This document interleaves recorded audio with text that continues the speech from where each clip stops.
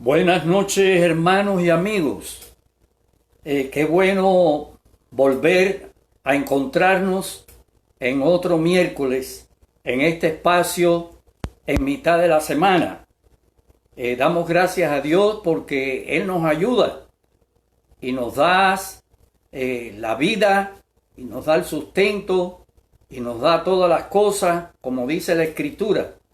Así que estamos ahora reunidos aquí, ustedes y yo, para abrir las Escrituras y meditar acerca de lo que la palabra de Dios nos dice. En el mundo hay personas que emprenden cosas y toman decisiones, pero no perseveran. Personas que, por ejemplo, comienzan estudios y no los terminan. Comienzan un negocio y no continúan en ello. Emprenden viajes y después no terminan los viajes, los cancelan por X razón. Entonces hay personas que son así, no son estables, no son constantes, no tienen metas definidas para alcanzar. Pero también hay otras personas totalmente distintas que sí perseveran, que sí son fieles a lo que ellos han emprendido. Y por supuesto hay una diferencia. Logran alcanzar la meta. Así que quiero compartir con ustedes este tema que es titulado No volver atrás. No volver atrás. No podemos volver atrás en la vida cristiana. No podemos volver atrás en todo lo que hagamos para el Señor cuando recibimos un llamamiento de Dios. No podemos volver atrás. Bueno, quiero leer aquí en el libro Primero de Reyes, capítulo 19 y el verso 19 hasta el 21, que es donde finaliza el capítulo. Dice, partiendo él de allí, es decir, está hablando de Elías, que Dios lo manda a ungir a 3 personas, lo manda a ungir el profeta que lo va a sustituir a él, lo manda a ungir un nuevo rey para Siria y lo manda a ungir un nuevo rey para el reino del norte, el reino de Israel. Entonces dice la palabra, partiendo él de allí, halló a Eliseo, hijo de Safat, que araba con 12 yuntas delante de él, y él tenía la última. Y pasando Elías por delante de él, echó sobre él su manto. Entonces, dejando él los bueyes, vino corriendo en pos de Elías y dijo, te ruego que me dejes besar a mi padre y a mi madre, y luego te seguiré. Y él le dijo, ve, vuelve. ¿Qué te he hecho yo? Y se volvió, y tomó un par de bueyes y los mató, y con el arado de los bueyes coció la carne y la dio al pueblo para que comiesen. Después se levantó y se fue tras Elías y le servía. Bien, aquí podemos notar cosas interesantes. Dios le manda a Elías que vaya a donde está Eliseo. Eliseo era una persona desconocida, era una persona que labraba la tierra y Dios ha elegido a Eliseo para que sea el sustituto de Elías, ya que Dios le dijo a Elías que su ministerio había terminado. Y entonces Elías llega y le traspasa el manto a Eliseo. Eliseo siente un llamado y entonces, ¿qué hace Eliseo? Eliseo toma algunos pasos muy importantes. El primero de los pasos que hace es que él estaba arando con una yunta de bueyes. Había 11 yuntas más delante de él, es decir, otras personas araban también. Y Eliseo toma aquellos bueyes y los sacrifica, los mata, los corta en pedazos. Pero lo más interesante también es que toma el yugo aquel de madera, el arado, y con eso él cose la carne de los bueyes, las prepara, las cocina, y entonces después posteriormente las reparte entre todo el pueblo. Bueno, 2 bueyes dan bastante carne para muchas personas, pero Eliseo estaba demostrando una cosa, que él había terminado una etapa de su vida y ahora empezaba otra etapa en su vida. Estaba demostrando que él no iba a volver atrás. Es decir, no guardó el arado, no guardó los bueyes, no le dijo a otro, atiéndemelo mientras yo esté ausente. No. Él se deshizo de los bueyes y se deshizo del arado porque hasta allí había llegado esa etapa de su vida, de ser boyero, de ser una persona dedicada a ese trabajo, que era un trabajo honesto, honrado, un trabajo que muchos han tenido a través de todos los tiempos, pero ahora comenzaba una labor diferente. Bien, entonces aquí vemos la actitud de este hombre de Dios, cómo él siente un llamado. En realidad el llamado era de Dios y Dios le estaba dando el llamado a Eliseo a través de Elías, es decir, a través del profeta. Y bueno, la historia, si seguimos leyendo, encontramos cómo Eliseo se convierte en un ayudante, en un auxiliar de Elías, y cómo se está acercando el momento en que el Señor va a arrebatar a Elías, se lo va a llevar. Y Dios se lo muestra a Eliseo también, tal cosa. Y es interesante cómo los dos actúan por un tiempo no largo, sino corto, y al final el Señor se lleva a Elías en un torbellino, en un carro de fuego, se lo lleva al cielo. La segunda persona que fue llevada al cielo sin morir, y entonces queda la responsabilidad, ahora el ministerio profético queda en manos de Eliseo. Y le tocó esto a Eliseo un tiempo difícil, porque él iba a ministrar, especialmente como hizo Elías, en el reino de Israel, el reino del norte. Acuérdense que hay 2 reinos. Israel fue dividido mucho antes, y está el reino del norte, que tomó el nombre de Israel, y el reino del sur, que tomó el nombre de Judá. Entonces en el norte habían 10 tribus, en el sur 2 tribus. Los del sur, los de Judá, se mantuvieron más o menos por etapas fieles al culto de Dios y al templo de Dios. No siempre, pero en el reino del norte no, porque allí se había establecido un culto pagano y se había establecido templos paganos, y la vida era totalmente diferente. Bien, ahora vemos más adelante en el ministerio del Señor Jesucristo que algunos se acercaron al Señor Jesucristo ofreciéndose para seguirle, ofreciéndose para servirle. Entonces el Señor les respondió a cada uno de ellos, haciéndoles ver que la tarea no era fácil, y la tarea no es fácil. en ningún tiempo. Para seguir al Señor hay que ser perseverante. Y Jesús dijo estas palabras en Lucas capítulo 9 y el verso 62.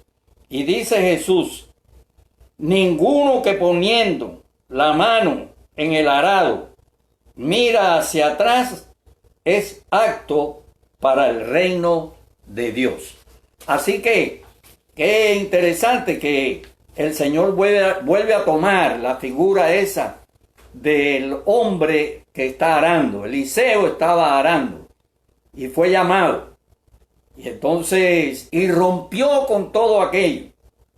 Comenzó una vida nueva, una etapa nueva, cosas nuevas que el Señor quería para él. Ahora con Eliseo, el Señor iba a mostrar su poder en medio de aquel gobierno pagano, de aquel pueblo que se había alejado del Señor, pero todos sabían que había un profeta de Dios en medio del pueblo.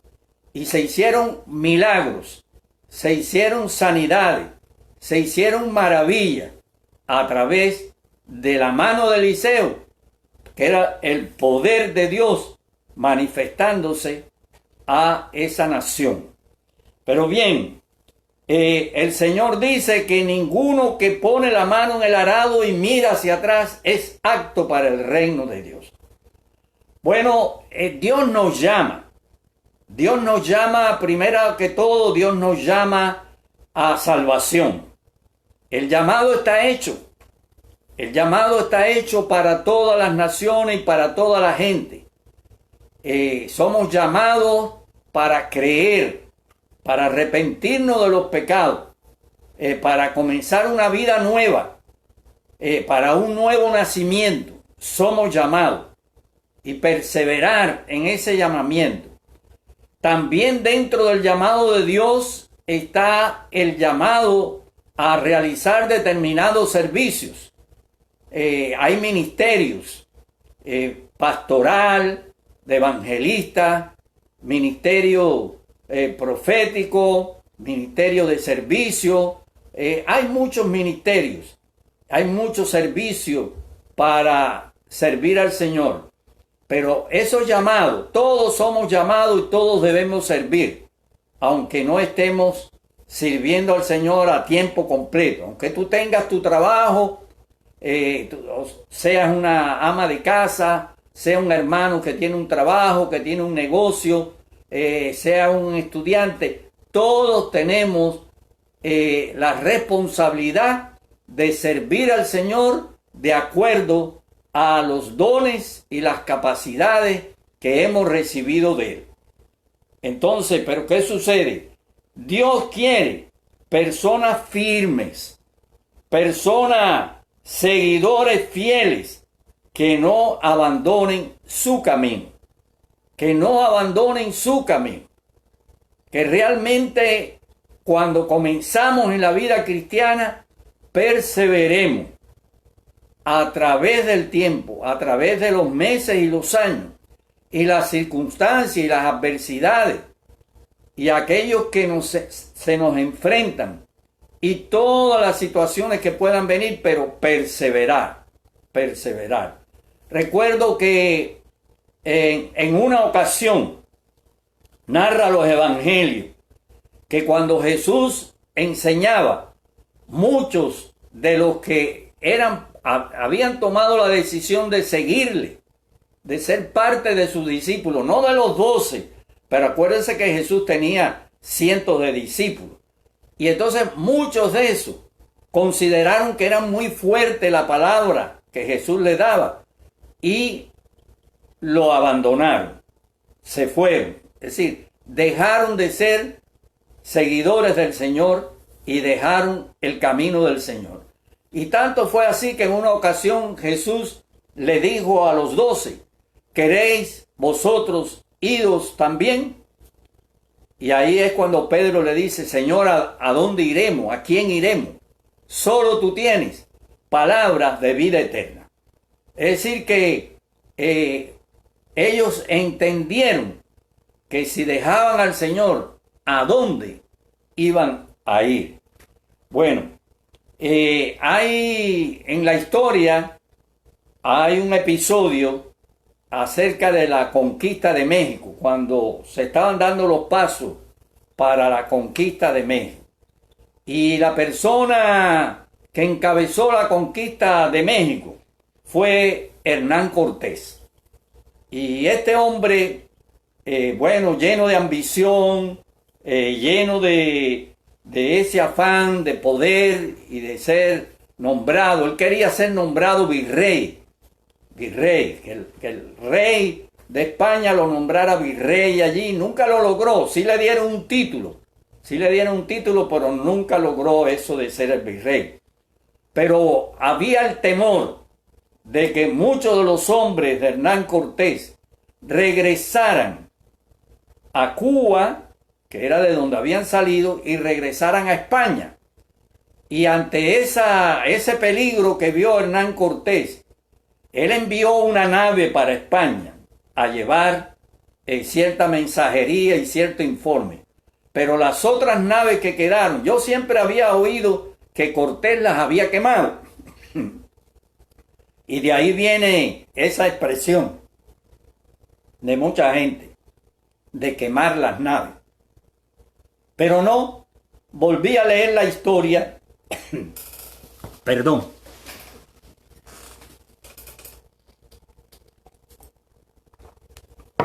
Volví a leer la historia.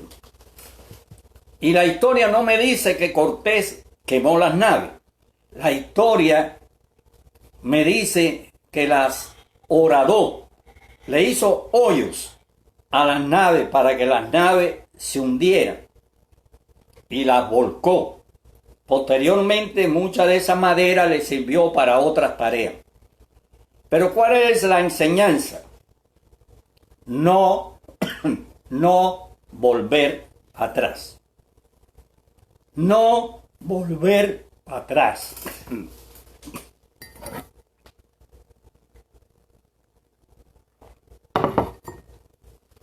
Bien, ahora, no podemos volver atrás. ¿Qué es lo que hay detrás? ¿De dónde tú saliste y de dónde salí yo? ¿En qué caminos estábamos? ¿En qué caminos andábamos? Detrás está el pecado. Y detrás no hay gozo, ni hay paz, ni hay la bendición que necesitamos. Entonces no podemos volver atrás.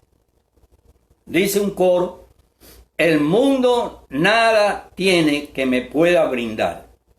Por eso verme quiere sufrir y claudicar.